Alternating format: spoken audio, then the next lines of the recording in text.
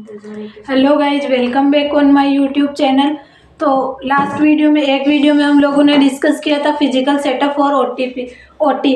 उसके बाद में हम लोगों ने डिस्कस किया था role of nurse in OT, जिसके अंदर अपन लोगों ने हेड नर्स के रोल को डिस्कस किया था। आज की वीडियो में हम डिस्कस करेंगे सर्कुलेटिंग नर्स के रोल को।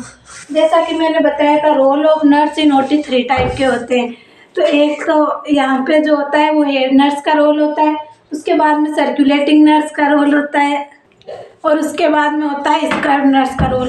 तो लास्ट वीडियो में हम लोगों ने हेड नर्स के रोल को डिस्कस कर लिया था। जो कंप्लीट ऑपरेशन थिएटर की हेड होती है तो वो कौन कौन चीज़ों को मैनेज करती है उसके बारे में डिस्कस किया था। आज के वीडियो में हम डिस्कस करते हैं सर्कुलेटरी नर्स के बारे में। सर्कुलेशन मतलब अपन सर्कुलेट कर सकते हैं, मतलब ऑपरेशन थिएटर के में आ जा सकते हैं। तो सर्कुलेटिंग नर्स वो नर्स होती है जो अनस्टेराइल क्लॉथ पहने हुए रखती है, मतलब वो ऑपरेशन थिएटर में आ जा सकती है। ऑपरेशन थिएटर से बाहर भी आ सकती है, अंदर भी जा सकती है, तो वो होती है सर्कुलेटिंग नर्स। तो assessment of all patient needs before surgery, तो सर्जरी से पहले पेशेंट की जितनी भी नीड्स होती है ना, उनका असेसमेंट करती है। तो बिफोर सर्जरी, सर्जरी से पहले पेशेंट की जितनी भी नीड्स होती है ना, उनका असेसमेंट करती है कौन? Circulating nurse. उसके बाद में help scrub nurse during operation, operation के टाइम पर स्क्रब नर्स की हेल्प करती है।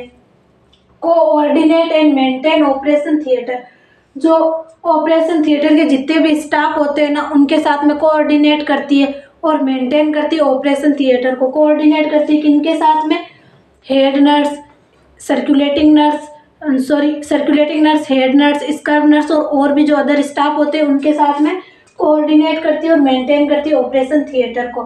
स्टेराइल क्लॉथ पहने हुए रहती है, सो मूव इन और out OT.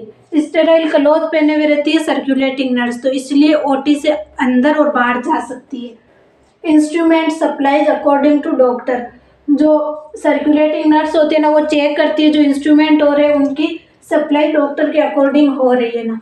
Verify patient ID and consult form, ये पेशेंट की आइडेंटिफिकेशन और कंसल्ट फॉर्म को वेरीफाई करती है कि हाँ ये वेरीफाई है कोई भी ऑपरेशन वगैरह के लिए।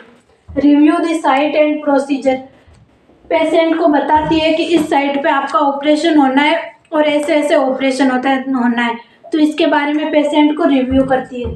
Transfer the patient to anaesthetic table, तो जैसा कि मैंने बताया ये सर्कुलेट कर सकते हैं, यानी कि ओटी रूम से बाहर जा सकती है, तो ये पेशेंट को लेके आती है और ट्रांसफर करती है कहाँ पे? ऑपरेशन थिएटर में एनेस्थेटिक टेबल के पर।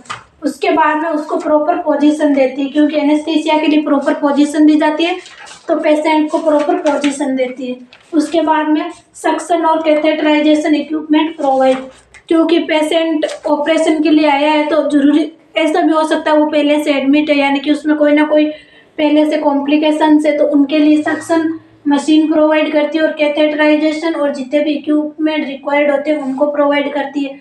Assist the anaesthetics with intubation and remove tubes after care, जो एनेस्थेटिक्स पर्सन होता है उनको असिस्ट करती है एनेस्थीसिया प्रोवाइड करने में और and remove tubes after care, care के बाद में जितनी भी ट्यूब्स होती है उनको रिमूव करती है, या फिर कौन कौन सी ट्यूब की पेटेंसी फिर से मेंटेन रखनी होती है उनको चेक करती है। जैसे आईवी लाइन प्रॉपर है तो सही ना, कैथेटराइजेशन प्रॉपर है या नहीं है, उनके बारे में असेस करती है।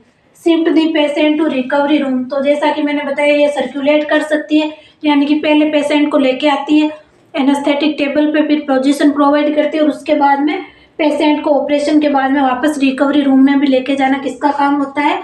सर्कुलेटिंग नर्स का होता है। उसके बाद में कलेक्ट स्पेसिमेन, जो भी स्पेसिमेन कलेक्ट करना होता है, जैसे सीएसएफ का स्पेसिमेन कलेक्ट करना होता है तो उन स्पेसिमेन को कलेक्ट करती है। पोस्ट एनेस्थेटिक नर्स, जो पोस्ट एनेस्थेटिक मतलब रिकवरी रूम में नर्स जो है वो पेशेंट को लेके तो चली गई, उसके बाद में जो पोस्ट एनेस्थेटिक नर्स होती है ना उनको इन्फॉर्मेशन प्रोवाइड करती है कि पेशेंट को इतना एनेस्थीसिया दिया था, ये सर्जरी हुई है, ये कॉम्प्लिकेशन हो सकते हैं, ये सारी चीज़ें बताती है पोस्ट एनेस्थेटिक नर्स को। उसके बाद में ग्रुप डी स्टाफ को इंस्ट्रक्शन देती है टू क्लीन द रूम, मतलब ग्रुप डी स्टाफ जो होता है उनको इंस्ट्रक्ट देती है कि आप रूम को क्लीन करो। तो ये सारे काम होते हैं सर्कुलेटिंग नर्स के। तो अब इनको अगर मैं समराइज करूं एक शॉर्ट में तो क्या हो सकते हैं, जैसे क्वेश्चन आए कि सर्कुलेटिंग नर्स, तो अपने दिमाग में क्या क्लिक होना चाहिए, सर्कुलेटिंग नर्स वे नर्स होती है सर्कुलेट कर सकती है, मतलब ऑपरेशन थिएटर के बाहर आ जा सकती है।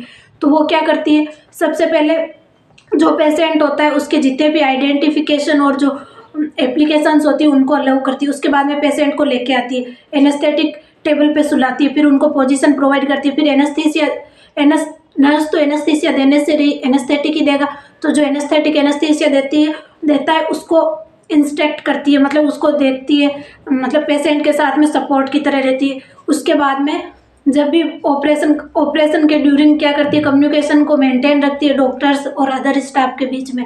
और उसके बाद में जैसे ही ऑपरेशन कंप्लीट हुआ, सर्कुलेटिंग नर्स क्या करती है, पेशेंट को रिकवरी रूम में ले जाती है, क्योंकि वो सर्कुलेट कर सकती है तो लेके भी सर्कुलेटिंग नर्स ही आती है, ले जाती भी सर्कुलेटिंग नर्स ही है।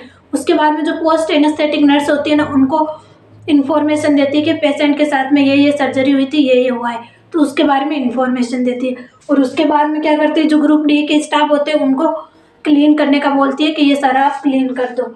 और पोस्ट एनेस्थेटिक और जो स्पेसिमेन होते हैं उनको भी साथ में लेके जाती है, क्योंकि स्पेसिमेन कलेक्ट जैसे सीएसएफ का कलेक्शन करना होता है तो वो तो सर्जन ही करते हैं, लेकिन उन स्पेसिमेन को लेके जाती है। तो ये सारे काम हो जाते हैं सर्कुलेटिंग नर्स के। और नेक्स्ट वीडियो में हम लोग डिस्कस करेंगे, जो एक नर्स बच रही है, हेड नर्स का कर लिया, सर्कुलेटिंग नर्स का कर लिया, अब स्कार्फ नर्स का करेंगे। स्कार्फ नर्स मतलब जो एक्चुअल सर्जरी में पार्टिसिपेट करती है, तो उसके बारे में अपन नेक्स्ट वीडियो में डिस्कस करेंगे। Thanks for watching.